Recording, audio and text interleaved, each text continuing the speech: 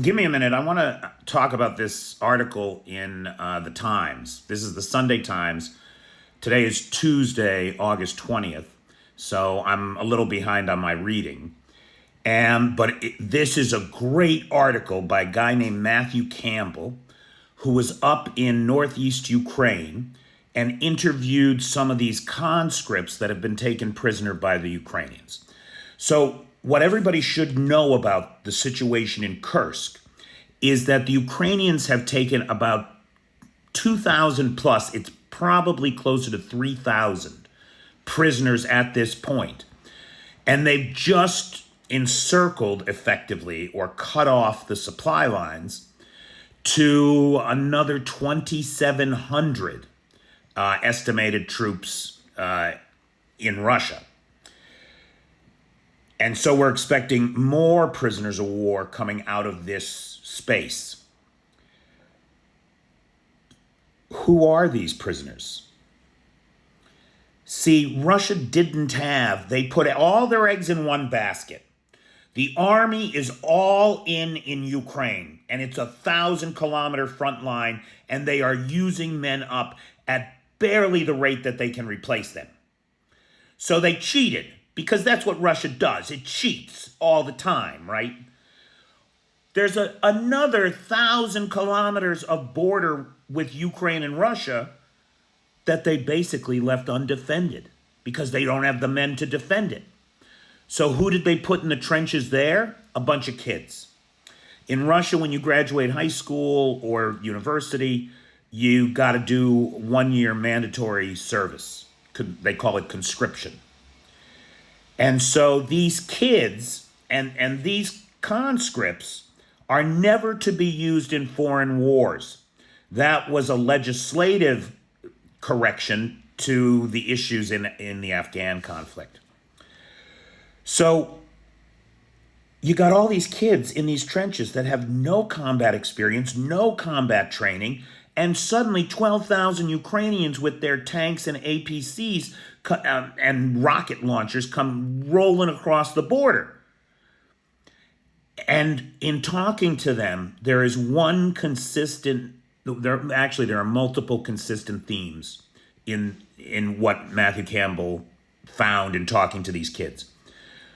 The first one is they understand who they are, and they are not ready to throw their lives away at the tender age of 19 to 22. You can see here the headline: the young POWs captured in Russia, don't shoot, we're conscripts, right? We're not here to fight. We're just here to babysit the border because you don't have the men to come across the border, right? We've destroyed everybody in Ukraine. Blah, blah, blah. Apparently not. So the first thing is they know who they are and what their limitations are and that they want to live.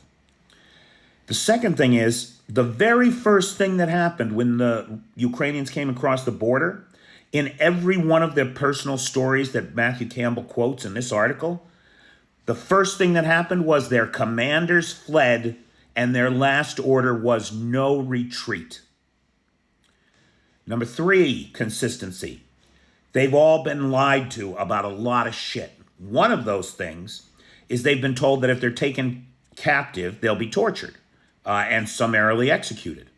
And so it is better to blow up a grenade and off yourself than to let yourself be taken prisoner, right? No. None of that is true. And so this one kid, fearing that torture, believing what his commanders had said, bodies all around, pulls the pin, injures himself. He doesn't pass on. And he wakes up to find himself being treated by the enemy. And the third consistent thing is that they've been lied to about how they're going to be treated if they're taken captive. And they've been brainwashed to off themselves rather than let themselves be taken captive.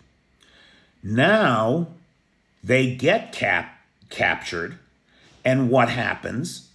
They are treated humanely. They are treated under the rules of the Geneva Convention. Their wounds are treated.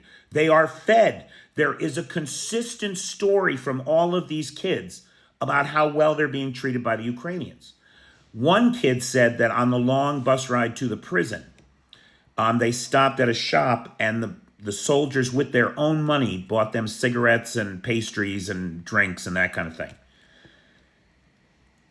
Now, all of this got me thinking. The Ukrainians, we talk about the goals of this operation. And the fact is, none of us know what the goals of this operation are.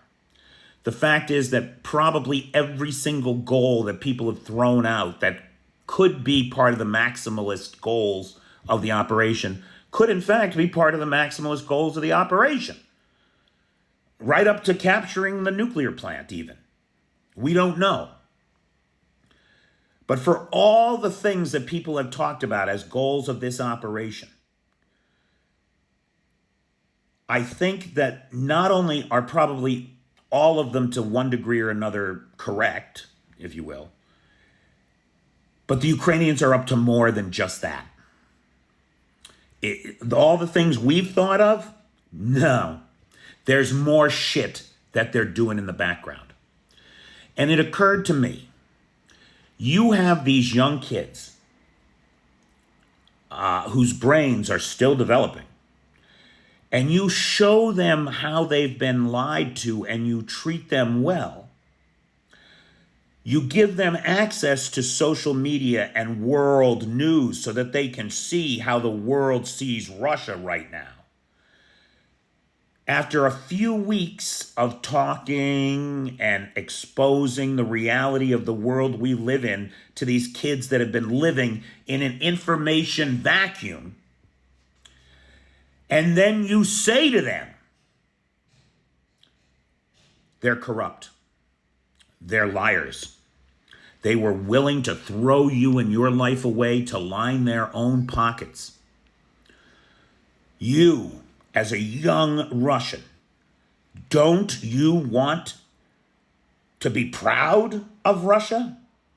Don't you want to help change Russia? Don't you want to be part of the solution to save the very fabric of Russian society and our legacy in the world? Tchaikovsky, Chekhov, all of it. That is potentially an extremely powerful message to give to a batch of young men who are finding their way in the world and have just found out that almost everything they ever believed in was a lie, and now shown the truth of the world and introduced to some guys from the Russian, the Freedom of Russia Legions, the Siberian Brigades, and the Russian Volunteer Corps. Is it possible that this could be the greatest recruitment drive for a revolutionary army that the world has ever seen? To take the passive, without agency, Russian kid and turn him into a motivated actor who is helping to shape the world he lives in. These kids could save Russia. I mean, I keep thinking that Russia's doomed. But if there's enough of these kids that could see the light and drive that change literally to Moscow, there might just be some light at the end of the tunnel. And it might not be the headlamp of an oncoming Trans-Siberian Railway train. Just a thought.